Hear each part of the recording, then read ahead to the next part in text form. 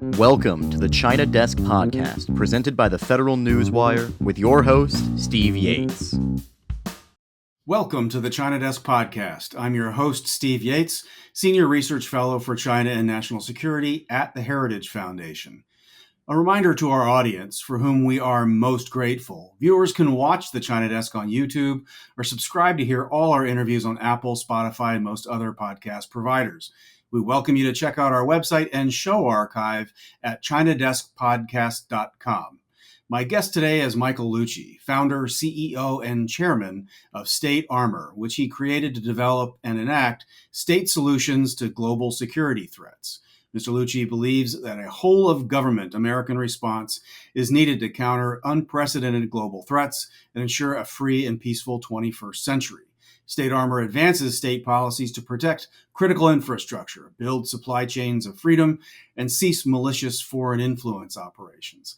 He works with both state and federal leaders to achieve State Armor's mission. He previously worked as a senior policy advisor to the State Policy Network, a senior tax advisor at the Platt Institute, presidential appointee for the Federal Services Impasse Panel, chief policy to the Illinois governor, and vice president of state projects at the Tax Foundation. We've got a few friends at the Tax Foundation as well, and vice president of policy at the Illinois Policy Institute. Being there at a state institute, perfect segue into talking about the intersection of things China at the state level. And with that, Michael, welcome to the China Desk. Let's jump in. Steve, it's great to be on. It's great to be with you in the state houses as we've been in the past, and now it's great to be on your show. Well, likewise, I've been awaiting this conversation because I know of some of your work and that of State Armor and believe in the priority of getting some of those things done. But as I shared in our pre-episode chat, we like to let our audience know a little bit about the human beings we're talking about. Are talking to before we get into the nuts and bolts of important things. Not that our backgrounds aren't important, but I wanted to ask you a little bit about your journey coming up in life in general, but also bending towards what you do now. And one of our favorite questions is your typical third grade teacher asking you, what do you want to do when you grow up? And I'm sure your answer was, I'm going to organize the states to protect against malign influences. I think that what I was interested in growing up when I was quite a bit younger was working in the National Park Service. That was kind of the first interest I had when I realized what a job was. And so I loved movies like Last of the Mohicans, Gettysburg, and other movies that were coming out at that time. And I realized that there was kind of this intersection of an adventurous life and occurring in our parks. Now, it turns out that that's not what the work is in the National Park Service, but I thought like, oh, park ranger, go outside all the time, figure out the outdoors, maybe hunt, maybe guide. So that was probably the first job I'd ever thought of when I had a concept of what a job is. Growing up, I was always in the forest. So I was lucky enough to live right on the edge of a forested area in Youngstown, Ohio, or just outside Youngstown, Ohio. So Youngstown is quite an iconic city. It was the steel city of northeastern Ohio. The entire industry was really steel and things around steel. That all started to collapse in the 70s and the 80s. But that was my upbringing. I grew up in the Steel City, Youngstown, Ohio, and I had a lot of access to the outdoors. So that I was thinking something like park ranger would be an interesting job back at that point. Well, I have a cousin who's made a career out of that, and I think that sort of screams America in capital letters. So I think it's pretty cool. And also that area is pretty familiar to family and friends. Pretty relevant to the narrative we'll be talking about, too, when it comes to some of the things that have happened to the fabric of American communities. Because of some choices made on particular policies with China.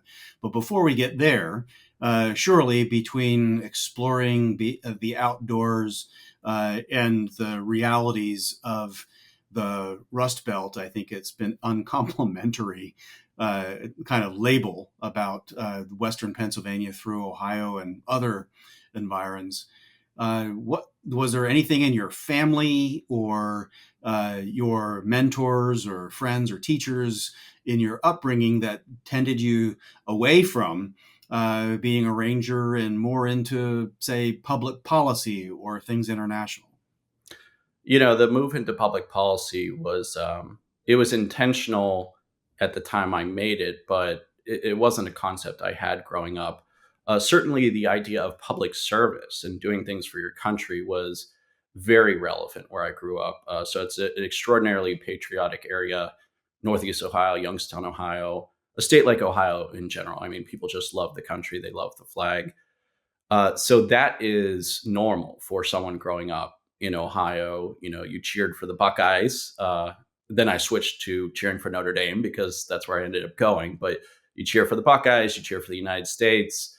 Uh, really salt of the earth people in Northeast Ohio, Western Pennsylvania, still really tied to their immigration roots in many cases. I believe where I grew up, Mahoning County, I believe it's one of the only counties in the entire Midwest where Italians are actually a dominant ethnicity, and so that's kind of who came up in that area. The DeSantis family actually is from the same region of Italy, and they were from Mahoning before they moved down to Florida before Ron was born. So that's the type of community it was. Just the concept of public service was always relevant. I moved into public policy really well into my career. I'd been in education. I was in financial markets. I was an options trader in Chicago. And then I moved into the Illinois Policy Institute. And the concept at the time was I was seeing on the front lines that education was quite broken in the city of Chicago. Unfortunately, it still is. And so Illinois Policy Institute, I thought, was a great place to start working on these ideas. Obviously, the IPI focuses on state policies. They now actually do tremendous work at the city level as well. So that was that move, is that I thought that things were broken in education that couldn't be fixed through growing, let's say, more and more tutoring centers on the south side of Chicago. You actually had to have policy changes to fix some of that. Well, that's an interesting stepping stone into what you've ended up, I think, making a pretty significant brand on, in that, looking at state policy generally, but you're now working on state policy from an angle of vision that a lot of people don't naturally think of. So let's talk a little bit about how you went from Illinois Policy Institute and looking at things like education, which sure does matter an awful lot, to how you started to gain a bit more of a sensibility about international malign influences, how that came into the radar.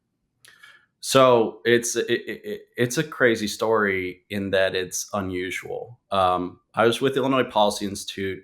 After about 3 years, Governor Bruce Rauner picked me up, and I became his policy head for his last 2 years in office.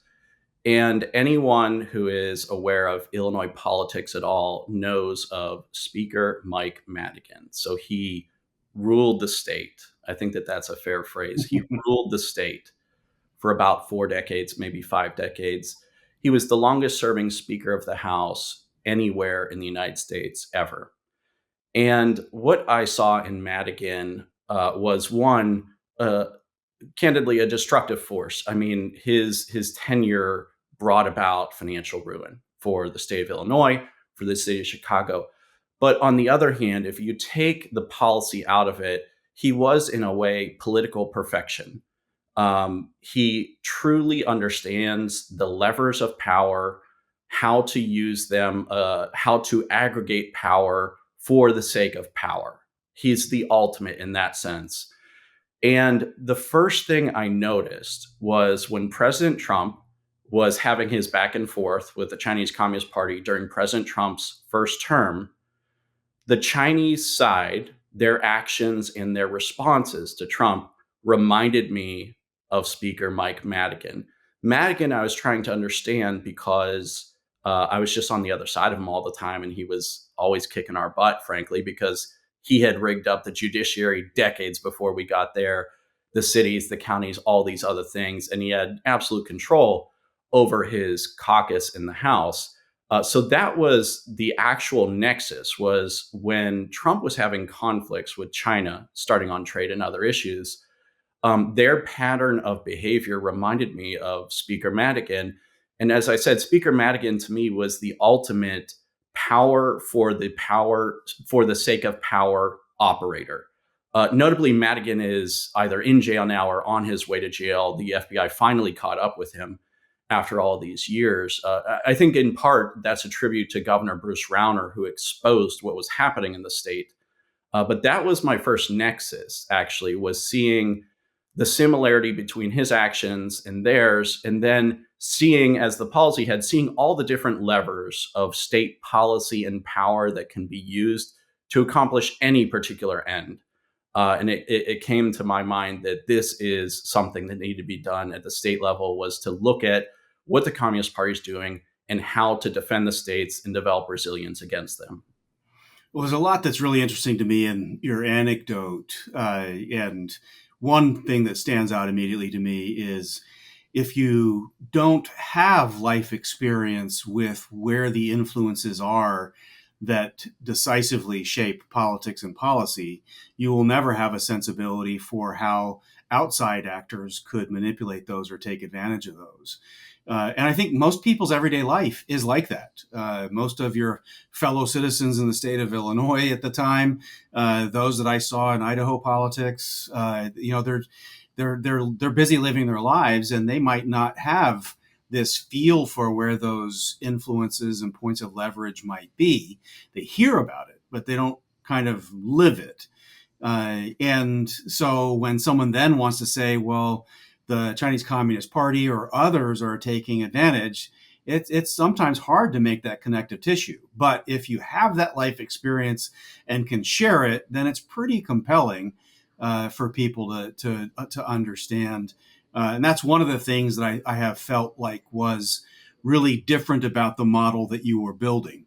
There are a ton of people who can go on TV and say, here's what I read about in an investigative journalism piece. And it rings true with what my life experience suggests. I might be someone who's had a lot of experience dealing with foreign governments or foreign policy of the United States. But does that mean you really have a feel for where this connective tissue is in states? And that's one of the things that right away when I saw you in action, I thought, well, this is a little bit different because I think I honestly did have that searing experience, and you put color to it now that makes perfect sense for these things. But still, you've said, you've seen where this power play was. It reminded you of what you saw with kind of the domestic political power play. What was sort of the ignition that got you on the hunt for the malign influences of the CCP? I have my guesses, but since I have you here, I might as well ask you personally. What transitioned it from, hey, there's definitely some malign influences, to this China challenge is a decided priority? And forgive me if I'm getting it wrong, but it is the lion's share of what State Armor is looking at and going around in the States, correct? It's absolutely the lion's share. We work on policies that address the foreign adversaries generally, but of course, who's the 800-pound gorilla amongst the adversaries? Who's the hand behind all of them? In most cases, it is the Communist Party of China. So I think that the turning point was after President Trump's first term. It became more and more clear. And I should be clear, I moved to Texas during President Trump's last year. I moved to Texas because they closed our kids' school in Washington, D.C. And so we're like, let's just get in the car. And so it was somewhat sight unseen. I'd been through here, but we really just drove down to Texas and moved in. And so I was, building a new life, my wife as well, here in Texas. And President Trump, left office or lost the election afterwards. And so I was looking for what could be done on these problems of the Communist Party at the state level, in particular in a state like Texas that's so hugely important. And what some of the things, it was an aggregation, it was pattern recognition and an aggregation. In 2021, one of the stories that came out here in Texas was this PLA general, supposedly retired, who bought about 140,000 acres of ranch land. He really pieced it together through a number of purchases, I believe. And these purchases ultimately put him in a position of having tremendous surveillance powers over Laughlin Air Force Base. It was also right down on our border, which is where Laughlin is down there. And, that was certainly a provocation. I thought that the Texas legislature did a very good job of addressing that particular vulnerability by doing what's called the Lone Star Infrastructure Protection Act, saying foreign adversaries cannot connect to the grid. And that bill says a number of other things as well. So that was, that was a really clear provocation. What in the world would someone be doing down there with a 10,000 foot runway? And they asked him, what are you doing down there? He said, oh, I'm building 700-foot tall wind turbines. Well, what could those double as? I mean, this is the type of situation that writes itself. I would note, we were just involved in an investigation that was conducted by Philip Lenzicki of the Daily Caller just, in the last 2 weeks, exposing a trailer park literally off the runway at Whiteman Air Force Base is owned by two Chinese Canadians who live up in Vancouver and have some suspicious ties, let's say it like that. So the incident at Laughlin was one of the things that made it clear to me, they're really coming here. They're really pre-positioning here. There are others as well. They all stacked up. But that aggregation and pattern recognition has just grown and grown and grown and grown. And I thought that someone needed to do something about this. I had some vulnerabilities that we had to clean out. Once we cleaned out those vulnerabilities, I launched State Armor the day that we no longer had vulnerabilities vis-a-vis communist China. And so I was waiting, cleaned out vulnerabilities. No one had done this yet. We launched. So that was how it happened. Well, excellent. We definitely want to talk a little bit more about State Armor. But I'd also note Philip Lenzicki has a special place in the China Desk Podcast Hall of Fame as our very first guest. And I would encourage the audience to check out his work at the Daily Caller News Foundation and this particular investigative piece that you were involved in. We also saw get amplified by me, other people in a few television interviews around the time it was breaking. And it still blows my mind that there are these simple cases that pop up and people are outraged that how could this happen? And they take it as a given that there must be due diligence done about the real estate around our sensitive critical infrastructure and sensitive military facilities. And lo and behold, even in 2025, after there's been oodles of warnings, there's still work to do. So kudos to you for collaborating with our China Desk podcast alumni. We'll give him that honor. But I think that's a super, super important point. But we're going to click gears into some of the subject matters that I'm pretty sure are the priorities that you've put out there. I want people to come away understanding not just who State Armor is, but what some of the project or initiative areas are that are particular focus. I know you've talked with a number of audiences about doing stress tests, sort of assuming that there is some kind of a policy shock, supply chain vulnerability is there, or other issues. I don't want to frame incorrectly what the stress tests actually are, but maybe pivot into that and maybe use that as a first example of State Armor in action. But feel free to add, guide, refine if that framing isn't the right first step in. The stress test is our most important legislative priority. So to take a quick step back, what State Armor does, we have two organizations. There's State Armor Research, 501c3, State Armor Action, 501c4, is we develop policies, then we work very hard and put a lot of resources into State House government affairs to get these enacted. And we do that in many states, but one states where we don't have significant government affairs representation is actually the state of Nebraska. And that's because there's no reason. Senator Elliott Bostar, Governor Jim Pillen, and many others are just so locked in. And so the first state to enact what's called a Pacific conflict stress test is Nebraska. It was Senator Bo Starr. It was Governor Pillen driving that. And it's a broad resilience test against a Pacific contingency. So the contingency would be, China is going for Taiwan or something similar. What happens here? The framing or the concept comes from the coronavirus pandemic. Uh, Whatever you think about why or how that happened, China created a huge problem for the entire globe. They were totally derelict in how they shared information with the world and just general responsibility. I mean, they were communists as communists are, and it caused a massive problem everywhere. Not just a health problem, a huge supply chain problem. So if you take that concept and you say they might do this again even more intentionally. And in the case of going after Taiwan, they would intentionally attack critical infrastructure in the United States. They would intentionally cut off critical supply chains, such as we see them fooling around with rare earth magnets right now. They would do that all intentionally and at the maximum scale they possibly could to thwart our ability to project power around the world, the Pacific in particular. So Nebraska took the first look at it. And you might say, okay, Nebraska, kind of the middle of cornfields over there. Think about this. The majority of our land-based nuclear deterrent is in western Nebraska. Stratcom is in eastern Nebraska. They've already found China doing all sorts of dirty things around there. If you look at a map and you look at the telecommunications equipment that services everything I just described, it's all Huawei.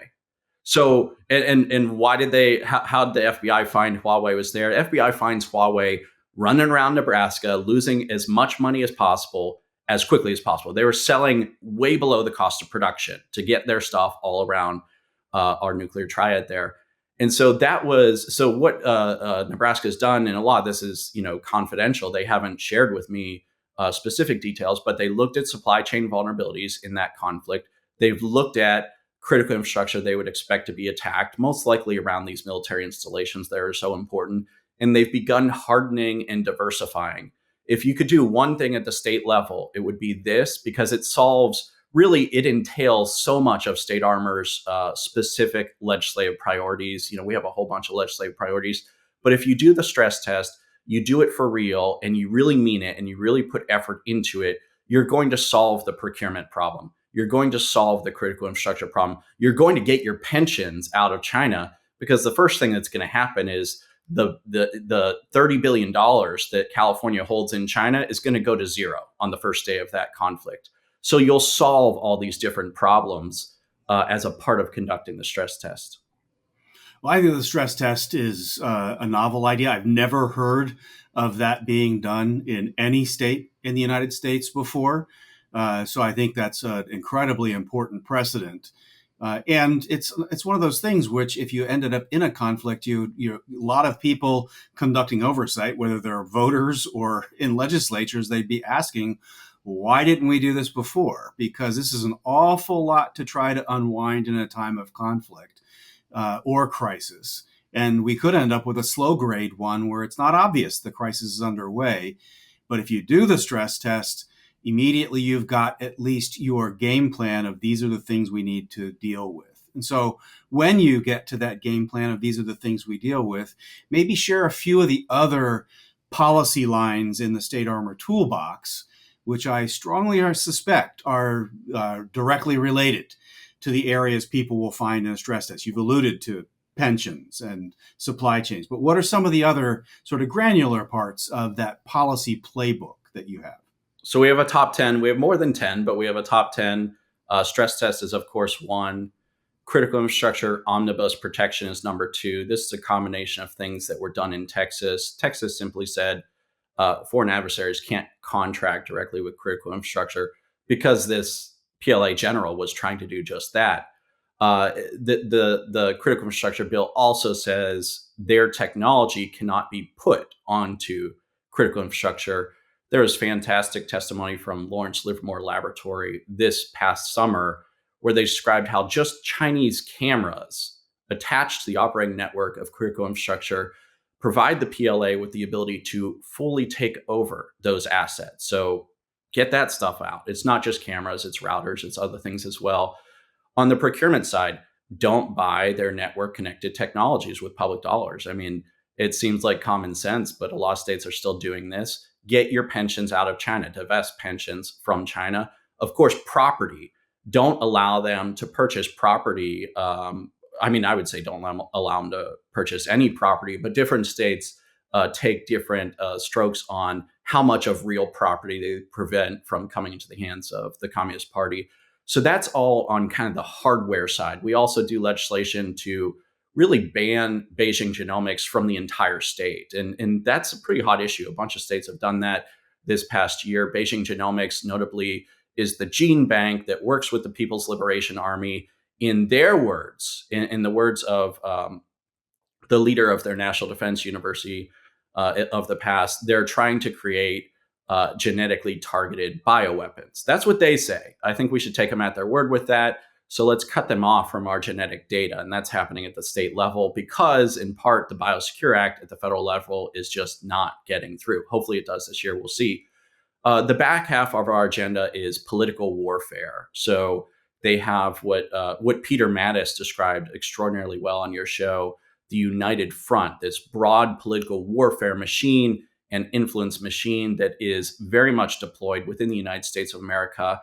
So we have a Foreign Agent Registration Act at the state level. Nebraska did that. And there are some very interesting fights going on in Nebraska right now because of that Foreign Agent Act. Notably, it applies to the adversaries and the terrorists only. We're not trying to look into what the British are doing or the Japanese are doing or any of these other countries. If you're on the adversary list maintained at the federal level, then you are subject to this. Transnational repression. President Trump was a co-signer to the G7 leader statement on transnational repression this past summer in Canada. We were exceptionally proud to be involved with Texas, Nebraska, and Arizona passing the first transnational repression laws in the United States, possibly the world, right concurrent with President Trump signing onto that. A broad higher education omnibus. There's all sorts of things they do in higher education. They put money in, they have partnerships, research affiliations. You could do a whole show on just what they do in higher education. So we try to clip all of it, ending sister cities with adversaries. And then the last thing on our top 10 is an ethics reform to actually require reporting of interactions with foreign adversaries. And when Texas got a hold of this, as you might imagine, Texas might do, they said, of course, we want to have reporting on state and local officials when they interact with adversaries. Texas said also, we're going to create a specific unit under DPS, the statewide law enforcement agency here, that is going to be tasked with getting after foreign adversary hostile actors in the state of Texas. That's a pretty plentiful, rich target list for a top 10. But really, there's a pretty strong justification for each of those steps. I appreciate you sharing some of the detail behind each of them. Encourage people to pick the parts of the Chinese menu, so to speak, to if there's anything that they have a particular interest in, dig into these areas. I know that they can go to your website and find the whole menu if they want to dig in on those things. But all of these things are super, super important. I know that there are some big groups in which I participate that do other things in states. We all have kind of priority lists, but this is a particularly well-constructed target list to encourage people to churn over. You've made mention of a few states in particular. Nebraska has come up in the highlight reel a couple of times. Texas has come up in the highlight reel. You made mention of Arizona. I know from mutual friends who have gone to those states to testify or go to working groups and receptions that those have been particular targets of priority. Are there other states that you'd like to highlight as areas where you've got initiatives underway or things that might be under consideration? I mean, folks that are not familiar with state legislatures might not know that this is actually a slow season for the legislative process, except for those that are in leadership that might be gearing up for a new session coming in the beginning of the new year. But talk a little bit about, in addition to to Nebraska and Texas and Arizona. What others are kind of on the priority forward list? Well, Florida was really the early mover on much of this before State Armor existed. And so part of State Armor's agenda is reflective of things that Florida had done early on. So they were the early fast mover. Obviously, Governor DeSantis, but not only Governor DeSantis were driving that. His current lieutenant governor was one of the big drivers as well when he was in the Senate. So Florida did tremendous work on this, and we're working very hard there on what I just described as a lot of the political warfare part of this agenda, a big chunk of which Florida had achieved before State Armor existed, as I mentioned. Tennessee, Governor Lee and the legislature there do a great job. We want to make a big push in Ohio. Of course, that's where I grew up. It's a tremendously important state, and they have a legislature that has a mind for these types of issues. And so Ohio would be a really important state. I think that you and I were actually in the Ohio State House not That's too right. long ago. So those are some of the big states. Louisiana is a state where we just started operations. I'm very bullish on Louisiana. So first of all, they've already done a lot of good things before State Armor was there. They didn't need us for a lot of stuff they've done, but we're going to be working there as well. So we're active in a total of 15 states, and I've named some of them there. Kansas is another state where good things are happening, where a Democrat governor is signing a lot of these initiatives, which is great, as has been the case in Arizona, where she signed some of them, not all of them. So that's kind of a look at the states where we are active right now. There are a few that I've not mentioned as well. Another point that I would bring up is we are very actively constructing what we call the rule of law campaign that has multiple components. I'll mention just one of them here is a Chinese company that sells technologies that connect to the internet is almost certainly violating your consumer fraud laws at the state level. We've seen Florida, Texas, and Nebraska begin filing suits and beginning investigations of Chinese camera companies. And then actually people who relabel it. It's a Chinese product and they relabel it Taiwanese, American, Canadian, whatever. They're basically lying. Their routers, their cameras. I mean, people should be looking at their robots. All of these devices are beaconing data back to China. It's open source that this is happening. They're not telling you, the consumer, that. And furthermore, in many of these cases, such as for patient monitors next to your hospital bed, they allow China's military to remotely execute code upon the device. And to put that into the terms of patient monitor, if my blood pressure is 120 over 80, they can make it say 170 over 140 remotely because of how they've programmed that device. So this is all fraud. I mean, the bottom line is our systems, our legal systems, they don't have a legal system. We have a legal rule of law system. It is incompatible with what is essentially kind of a mafia state approach. You might call it a rule of man, but it's kind of this mafia. The law is used as a weapon there. These are incompatible systems, and law enforcement here, the top cop of every state, the attorney general, are beginning to bring law enforcement actions against their companies because they just don't comply with our laws. Well, I've got a couple more things I'd like to run by you to sort of bring the conversation home for this iteration. Again, we hope that we'll continue this conversation going forward. And we definitely have repeated guests that want to look at things at the state level. I think it's super, super important. But you got involved in this work, knowing a little bit about what happens when you start to make a difference. You get people's attention. And the law of physics that any action might provoke an equal and opposite reaction. Talk a little bit about what are some of the headwinds or opposition campaigns that have come and met you at the doorstep after getting a little bit more active in this space. Yeah, well, the day we publicly launched, we were actually covered on Fox News, and they put up a photo of me, and right next to it, a photo of Xi Jinping.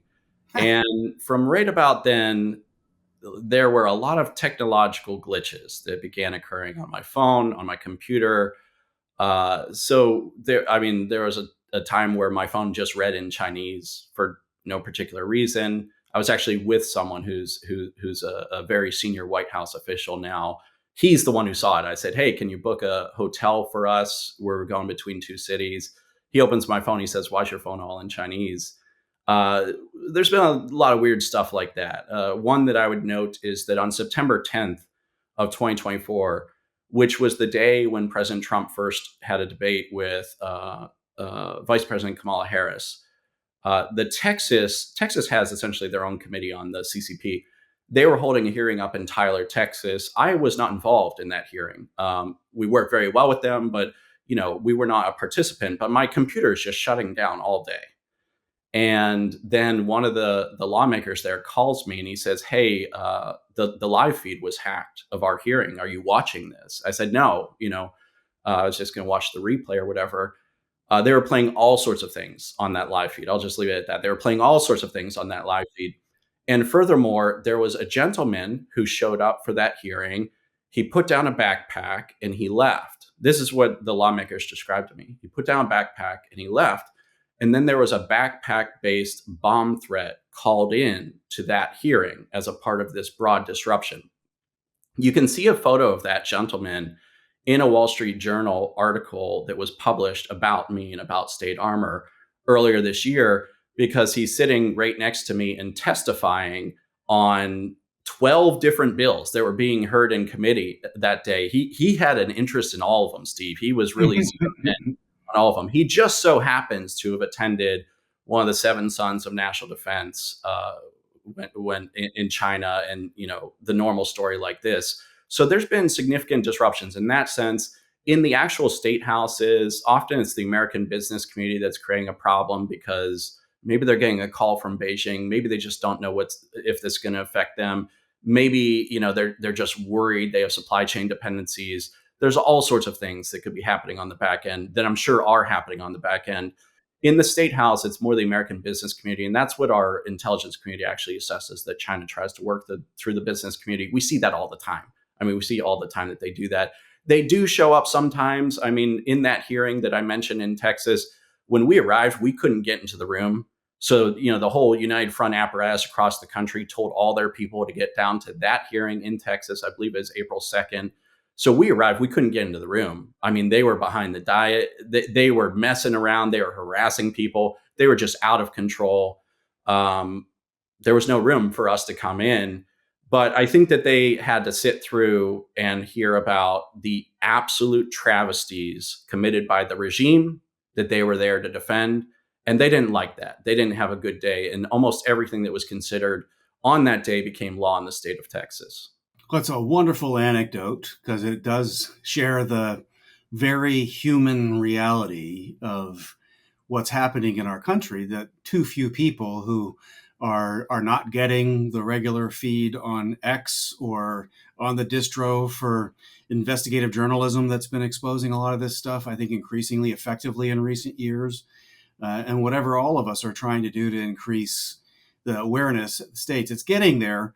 But in some ways, it never ceases to amaze me. A lot of times, the CCP activists are their own worst enemy in kind of raising awareness and rallying people on our side of policy to say, oh, I didn't realize it was quite like this, but now I see the way they've acted today.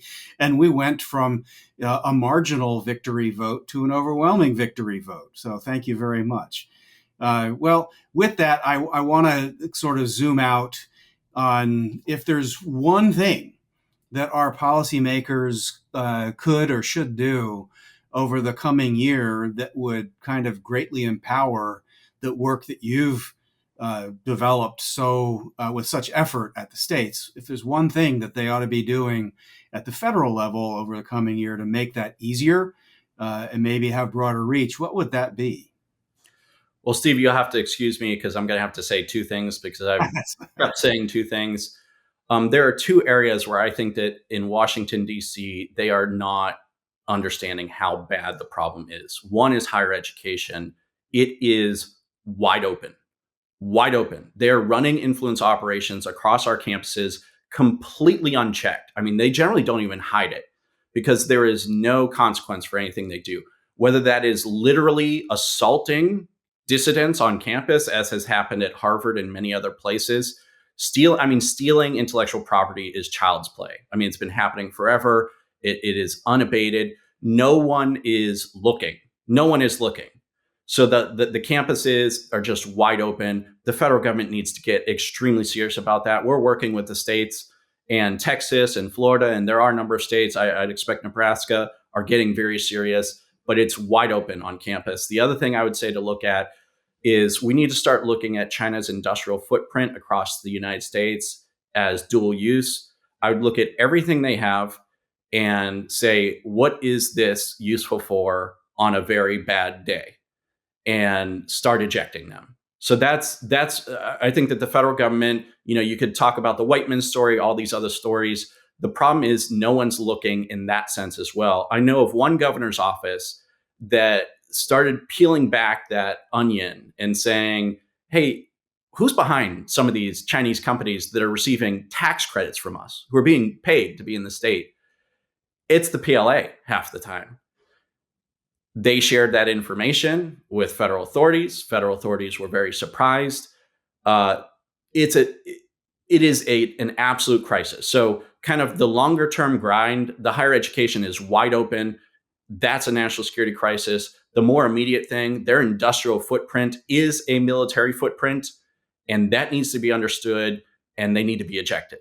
So those are the things that I would say, and critical infrastructure ties into that second part. Those are the two things where I'd say there's a lot the Fed should do for resilience, higher education, look at their industrial footprint because it is a military footprint and start cleaning all that out. We're doing it at the state level. We have a lot of things that they could do at the federal level, but it's not going to happen if the federal government's not going to take action. Well, there's definitely two good targets for action, and just routine due diligence, if nothing else, but definitely empower the states to be able to move forward. And when we were looking at ag land in sensitive areas, every state would have difficulty on just the information gathering necessary to be able to do that due diligence. So definitely some areas where the federal government could empower, in addition to actually clarifying some of the rules of the road. But with that, we're sort of up on time. Do you have any parting thoughts? And after you have a parting thought or two, tell people where they should go look to follow your commentary and the work of State Armor. My parting thought is that we need to build alliances across the Western world. So we, of course, have military alliances. That's very important. We need to build alliances of lawmakers. We need to build alliances of governments. We're going to be working on that at the state level. We're going to make alliances. Really, state lawmakers are going to be building alliances of state lawmakers. I would point to the Inter-Parliamentary Alliance on China, which does this globally. So there's an American delegation, which has a lot of the members of the Select Committee on the CCP that participates with that. But there are also delegations from dozens of other countries. And this is what we need to be doing, is building the connective tissue of legislative, governance, and civil society alliances. The Communist Party hates alliances because, their friends are a bunch of derelict ne'er-do-wells. I mean, the North Korean kid and others, those are their allies, these global bad actors. We across the Western world and beyond the Western world need to be building lawmaker alliances. We hope to do our part by helping build that out between the states, interstate security alliances. So that's the takeaway. If you're a state lawmaker, get involved. I think that you're going to see the top lawmakers in the country begin building such infrastructure. Top state lawmakers in the country begin building such infrastructure to bring us together, to build stronger sinews and tissue of connectivity, so that we work better across state lines, across national lines, and state to federal level as well. So that's the big takeaway I think that I'd love folks to take. We are statearmor.org is our website. @statearmor is our Twitter account. And then my personal is @Michael Lucci, MICHAEL. But the L on Lucci is actually a 7 because someone already had Michael Lucci. There's another Michael Lucci out there. So it's Michael 7 UCCI is the Twitter account. I believe that the guy who has it is also from this little village in Italy that my family came from. That's kind of funny. Appreciate the story behind the story on that. That's pretty cool. But to our audience, we want to thank you for listening in on today's conversation or watching us on YouTube.